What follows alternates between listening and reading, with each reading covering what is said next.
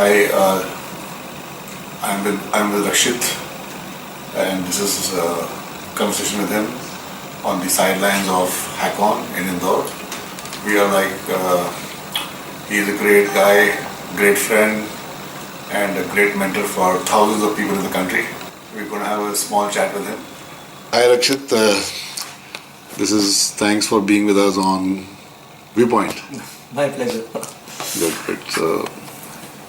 So how we are going to do this is that I tell us a little bit about your work with the boys and girls and the trainings which you do. See, this all started way back in 2008 under the banner of Internet and Mobile Association of India, where I was appointed as a resource person to conduct the safe surfing campaign in the country for 2.5 lakh children, supported by NICSI, initially Government of India. And I reached out to 2.5 lakh children in India, and then after that it was carried over by support with the companies like Google,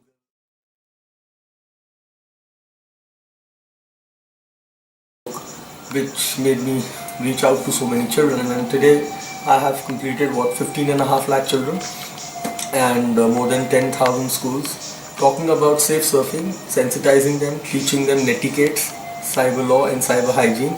And in parallel, I have also been connected to law enforcement agencies and giving advisory services, which made me, got me an experience to live cases and what kind of problems they come across.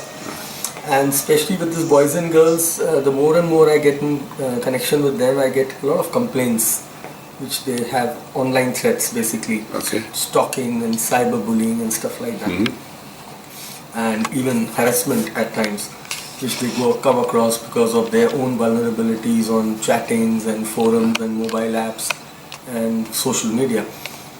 So this is all about my engagement with children. Oh, great. And so tell us about what is your opinion about the awareness of children in the country? See, what I have spoken to children, teachers, parents, and what I feel is that still a lot of work has to be done, and in a more organized manner. I can reach out once, I can go to a school, induct them for 2 hours. That is not enough, because they need a sideline, they need regular awareness on threats. And people, what I feel is, even I have been speaking on various platforms like business forums and business associations, and these PTAs of the schools have started inviting me, parent teacher, and what I feel is that their parents don't know about most of the problems. And that is how they are vulnerable to so many crimes which are happening, whether it's an online scam or an online theft or a social media abuse. So a lot has to be done, and government need to play a very proactive role in this, because initially, when we started, we were supported by Government of India for 2.5 lakh, but that was nothing. 2.5 lakh children is nothing. We just completed it in 1 year, covering more than 1,800 schools. But there are many more schools we need to reach out to, because now the internet penetration has gone down to even small schools, government aided schools, and there nobody is reaching out to them. Now, the one question which I have, the villages, for example, non-urban areas, so there are schools over there. Yes, I have been to few villages in the country, and there I have seen that the penetration is there.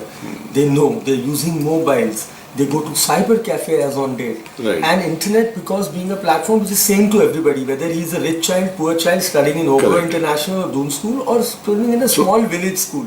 So how does that child get protected? He is not being protected.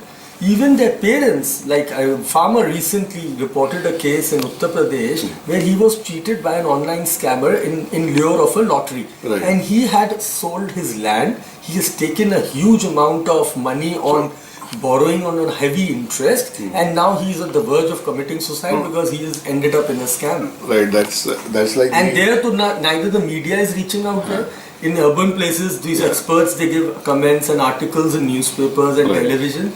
That is reaching out, and the language used by these banks and today is not adapted to these people. They are sending an SMS, an alert SMS on TD SBI, don't share your PIN, don't share your password. You can't imagine that villager can read that SMS. I understand. So then what is the solution? Because let us take IRDA for example. Now they have those messages which go out about insurance scams, because we had a lot of insurance problems Right. A earlier. lot of insurance scams Right. are happening. RBI, of course, is doing very strong work in terms of RBI banking is and concerned. IRDA both are doing strong work on television media where they even warn you. But is that language vernacular? Is it Okay, so reaching it's out? not, you say it's not localized to It is not localized for them to understand. For them A to literate understand. person can understand, okay, I can be scammed, but still I have seen urban people getting scammed. So what need to be done is that they have so much of fund on education. There are so many agencies in the country who Right. are working towards the villages. They should take it up as a pilot. You are talking about digital India and empowering people. I agree to that. But at sideline also you should tell them, aware them how to use technology. Right. Not even the bank holds responsibility when the villager opens an account under Jan Dhan Yojana scheme and he gets a debit card or a plastic card. He doesn't even know how to use that card. He doesn't even know how to change his PIN. He doesn't even know what transaction slip left in the dustbin can do harm to him. Got you.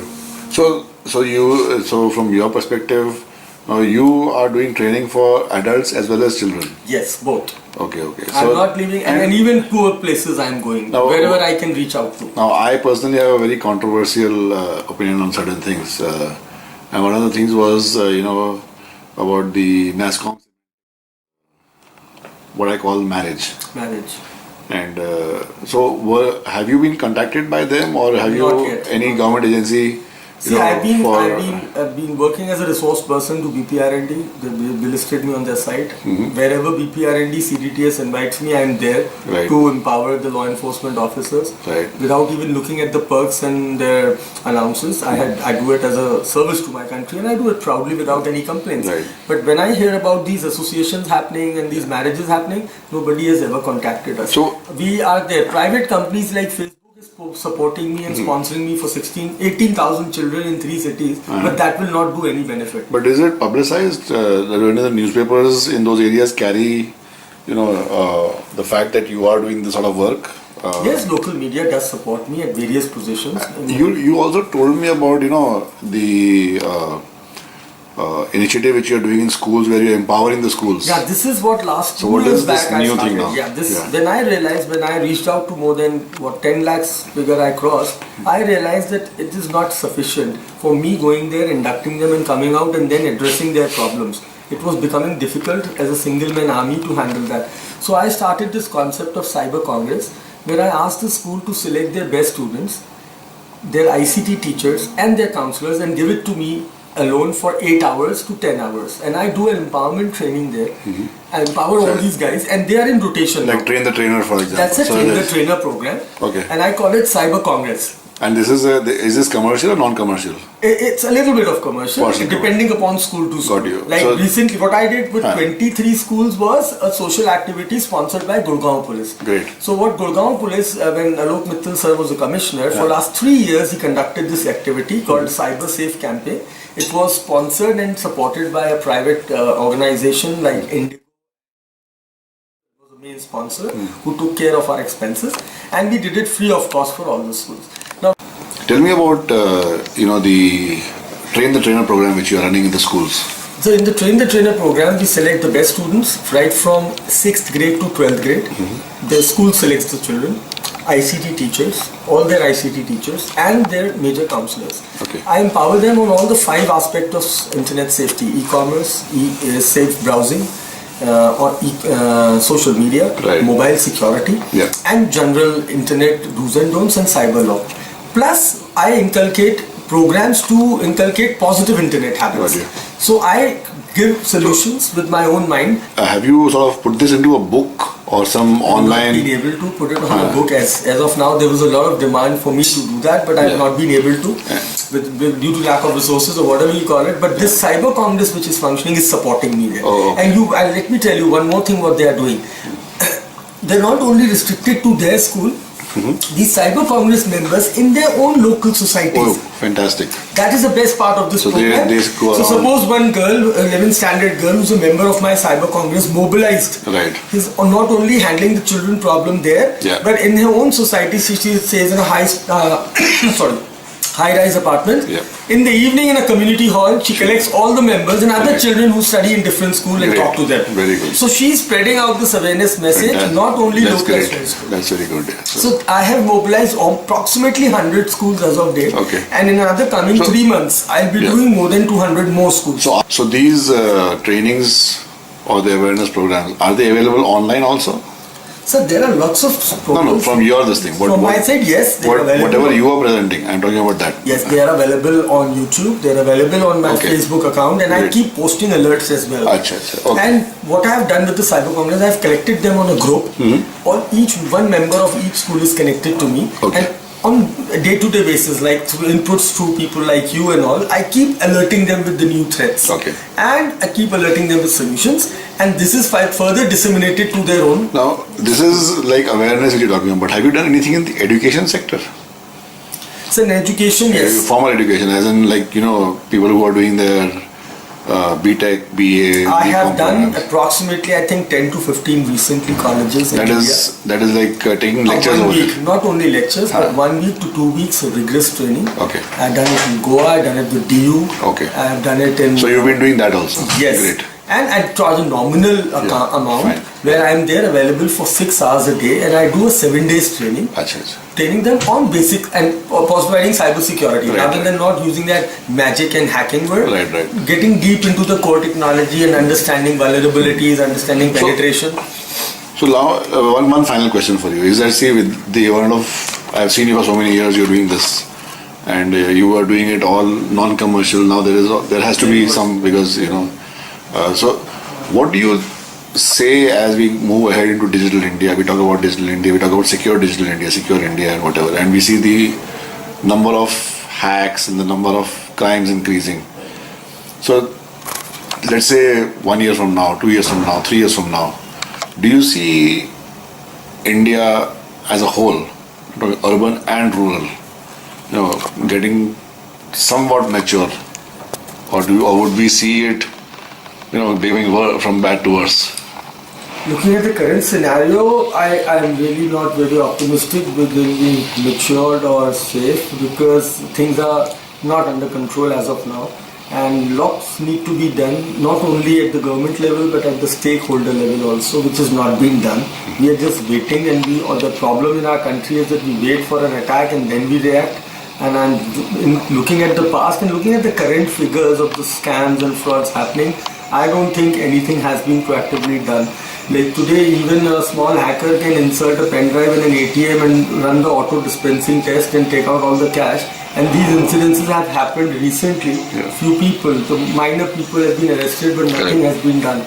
So that really, I'm not optimistic, saying that in another coming 2-3 years, I think it will go worse if not taken proper control as of now. So control as in like the... So these like as you said about the marriages happening. Now, if they have been empowered to train people and to bring in the picture on cyber security, then what is happening? Now they should come in front. People like we are there to contribute. There are many people like me who are at their own level in different states and cities playing a vital role on awareness and education.